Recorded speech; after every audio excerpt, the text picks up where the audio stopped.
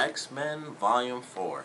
Now, it's had to have been a full year since I've done my last review. I don't know why it's taken me so long. I think I've been doing these for maybe 2 years. Something stupid. I've been doing these reviews for such a long time. I swear it's been like one a year. I'm pretty sure it's been like one a year or something like that. I may have done two at one point. Maybe the first two I did at the same time, and then three.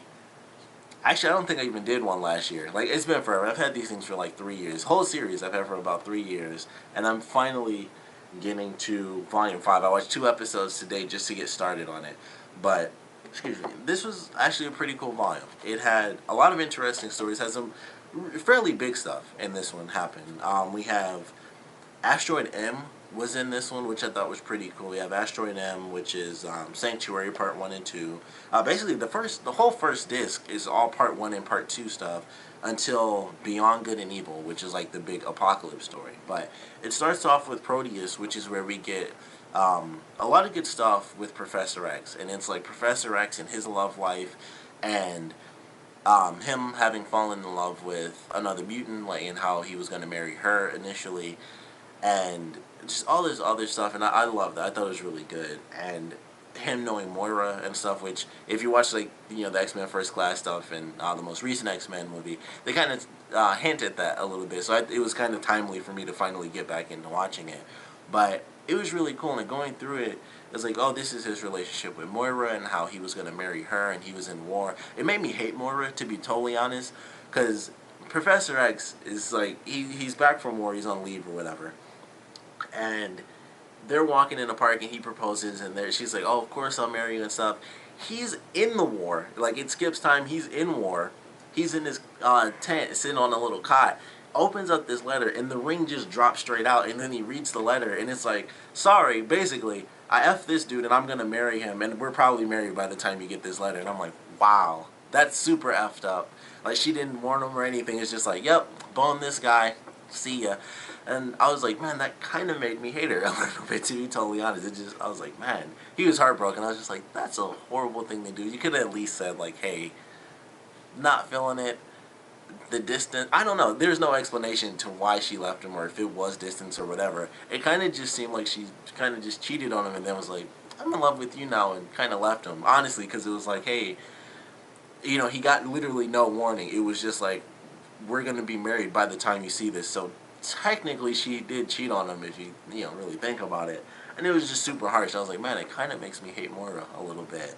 So then it kind of goes through, and he finds the woman he actually ends up with, who is another mutant, and then she takes off because he started up the X-Men, and so that relationship failed. And then they show how Moira's relationship failed with the guy that she went on to marry, and how they actually had a kid, and he took off. The father was like, you know what, I'm out of here, whatever, and he left. And so the Part 1 and Part 2 of Proteus is about her son actually trying to find his father, and how he can't control his mutant abilities, which is basically full-on reality manipulation. And this sets off something that's pretty big for Wolverine, because in the first part, he actually gets, like, split in half and, like, melted and stuff. And fortunately, everything, whenever the kid gets a certain distance away, everything, goes back to normal. So even if he, like, blows up buildings and stuff, everything kind of reforms, as long as he actually did it. Like, if a messed up building fell on someone, that person would die because they weren't altered. The building would just revert back, but they'd still be dead. But him actually actively separating Wolverine and, like, splitting him up, and he, like, melted him and stuff like that, it really F Wolverine up. Like, that I really enjoyed about it, and they kind of bring that up in a later episode in this volume, and I thought that was actually really good. That was probably my favorite thing about it, was how it affected Wolverine, and how much Professor X was affected, because it's like he still had so much love for Moira, who at this point is actually with Banshee now. She's no longer with the father of her child, but she's with Banshee. And it was just a bunch of stuff with Professor X, and how he was just, like, heartbroken over and over again, and how much he still loves Moira, and all this other craziness. And it was really good. So I really enjoyed that. The Sanctuary thing was awesome, because that's Asteroid M, so that in itself is just really cool. And I really enjoyed that. I thought it was really fun. It was just 2 parts. Magneto is basically like, hey, no more war on humans. Screw you guys. We're leaving Earth. Any mutant that wants to leave the planet can come with me. We're going to space. We got an asteroid that goes around the Earth, and that's pretty much all it was. And I thought that was cool. And then he ends up being betrayed and all this other stuff, and they have to deal with all this craziness. And he's almost wiped from existence. And then the X-Men are blamed for it as traitors, to the cause, because Professor X is like, of course we need to check this out to make sure things are on the up and up. And Magneto has, kind of the usurper, and he takes over and screws things up and blames the X-Men. And it was just really cool. So I certainly enjoyed that. And then Beyond Good and Evil, which has 4 parts to it, that's Apocalypse coming back. So you have Apocalypse, Cable, as well as, I'm totally forgetting his name right now, but like the first time traveling dude, I totally forgot his name. I don't know why I can't remember it, but it's right on the tip of my tongue, but I can't think of it. But we have both our time travelers.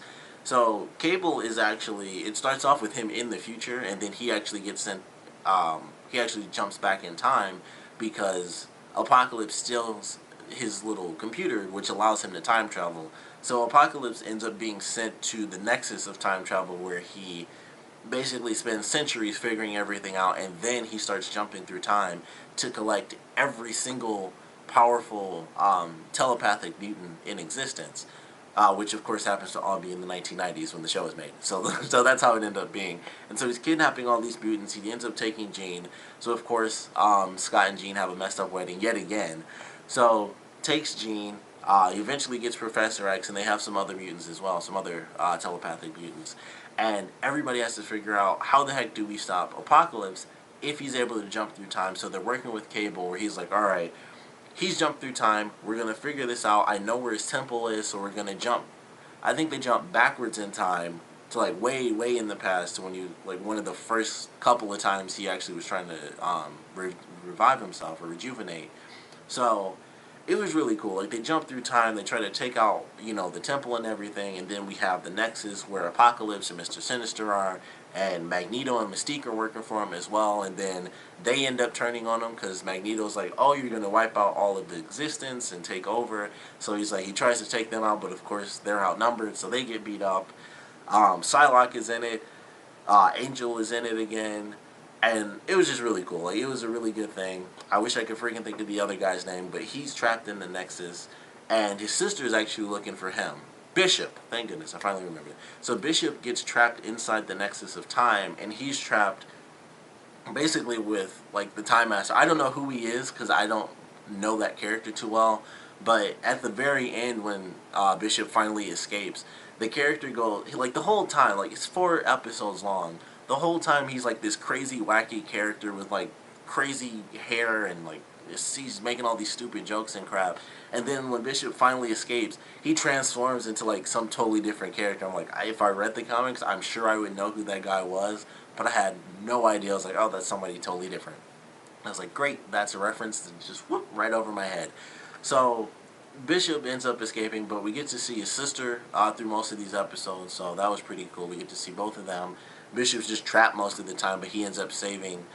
I think the first person he got was Psylocke. She had I believe this was like her first part in the series, actually. I could be wrong, because it's been so long since I've seen the first 3 volumes, I don't remember. But, he ends up saving Psylocke, and then they help separate the other telepaths from like this crazy spiral thing. And then, after destroying Apocalypse's ability to jump through time, they destroy his rejuvenation chamber, and that stops him forever. So they actually end up officially defeating Apocalypse. So it was a really cool 4-part thing, and I certainly enjoyed that. They have the Christmas episode in this one, which is actually the first episode of Disc 2.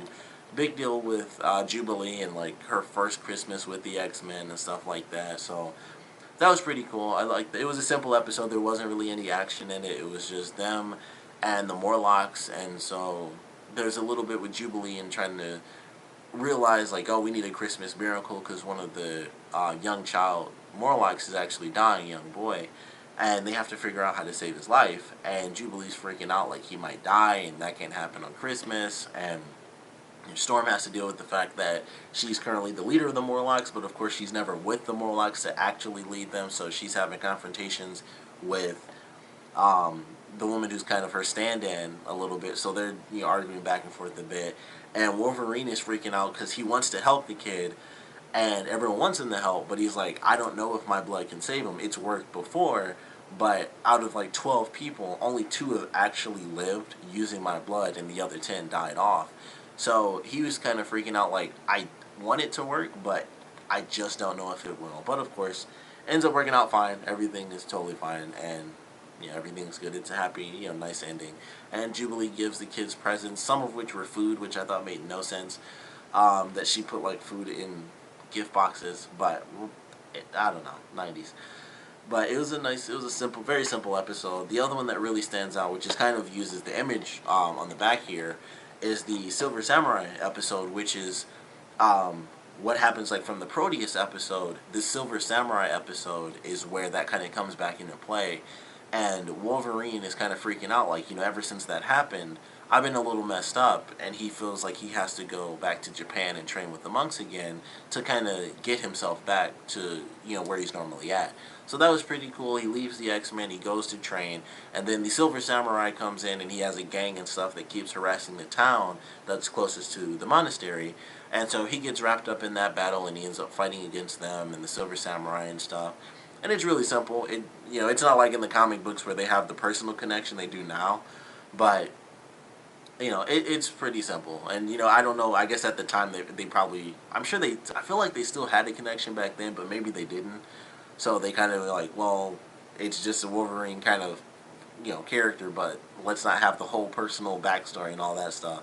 So they didn't really go with that route. It was just, here's the Silver Samurai, versus Wolverine. And it was super easy. He beat him in like a couple of seconds, and it was so funny. He did one of the funniest things ever when he lost, because he had like this teleporting thing, which kind of shows up on here, like this little circle if it's not super reflective.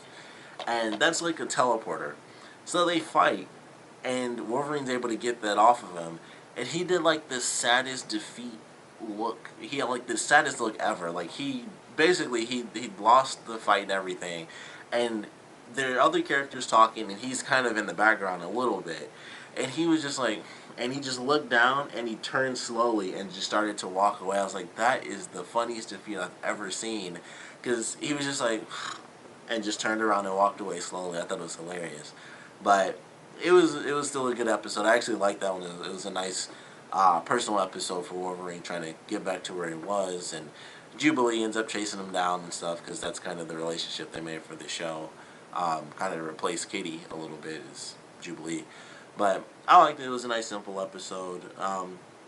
Some of the other ones were, fairly simple. And then the final episode was actually pretty good, too, which is, it's called Family Ties. And it's actually when Magneto realizes that Quicksilver and Scarlet Witch are his children, and they actually realize that Magneto is their father. So that was a pretty cool episode, too. And they were all kind of tricked to end up fighting each other by this, basically like this robot who would turn humans into like animal-human hybrid creatures. And I thought that was cool. Like, they got tricked and stuff, and then, when it ends, it's like he has to deal with the fact that he kind of, ran the mother of his children away because he wasn't the greatest person ever. And he has to figure out how is he going to fix that, because his kids now realize he's the reason that she took off and why things weren't perfect, for her, and how she ended up dying and being forced to kind of give them up. So I kind of like the way it ended, and it's just like, it was kind of a somber ending where it's like he wants to be with his children, but he's like, how in the world can they ever, even remotely care for me? And I thought that was pretty good, and he kind of has a talk with Xavier, and I think was a really good episode to kind of end it on for that line, and it was just a nice little thing, and I thought that was a pretty good one. The one before that actually has a lot to do with, well, not a lot to do with, but it kind of involves Storm a little bit, because Xavier ends up fighting the Shadow Master, I believe his name is, who is connected to Storm, and he was like one of the people, he was like the creature manipulating Storm as well as other young kids to like steal from other people. So I thought that was cool, which is also fairly timely with the most recent X-Men movie having like young Storm and stuff like that, which I thought it was just cool. It's like, oh, let's, once again, just a story that kind of connects to the movie a little bit, because they somewhat showed her backstory a little bit. They didn't like dive into it, But I thought that was cool. It's like, oh, just another thing to connect with the most recent movie. But definitely a good volume, much like all the others. I highly recommend it just because the show is awesome. It's X-Men, so you should buy it. But it was pretty fun. It was definitely good. The Beyond Good and Evil thing was pretty sweet, especially with the ending, because they like officially like kill Apocalypse off in this volume. So that's actually pretty sweet. I certainly love that. Asteroid M was pretty cool. Those are kind of like my two standouts. Asteroid M, the Apocalypse deal, and you know the stuff with Wolverine was a big deal too, because Wolverine's always like super tough and stuff, but it like freaked him out. Like he got melted, and it like really messed him up. So I like that as well. Plus, it was a pretty sad story, but it was also kind of good. It was like a lot of heartbreak and stuff with Xavier and stuff. So this one, I think I enjoyed a bit more than this too, because there were just a lot of memorable moments. But still a really fun volume. Of course, highly recommend the whole series because it's X-Men. I haven't even finished Volume 5, which I can tell you guys has Captain America in it, and so they're going to be doing that story, which I'm really excited to get to because I always love the Wolverine, Captain America stuff with that. So looking forward to getting to that. Also has Red Skull in it. Like Captain America and Red Skull are on the cover for this, as well as Omega Red. So there's a lot to be excited for this final volume. But thought this was a good one. Of course, if you happen to remember the episodes, or you somehow recently saw them. I don't know if the show is still on Netflix or not, because how they always switch stuff out all the time. So I don't know if X-Men is still on Netflix right now, but I'm sure there are a million other ways to find it if you wanted to see the old episodes, or you could just buy the whole series, on DVD like I did, like 3 or 4 years ago. But definitely want to know if you happen to have seen any of these episodes recently, or just the storylines in general, how you might remember them from the old cartoons compared to the comics, or maybe some of the other cartoons, how they may have done the same storylines as well. We'll love to know what you guys think about that, so please, if possible, comment below, let me know, and of course, thanks for watching.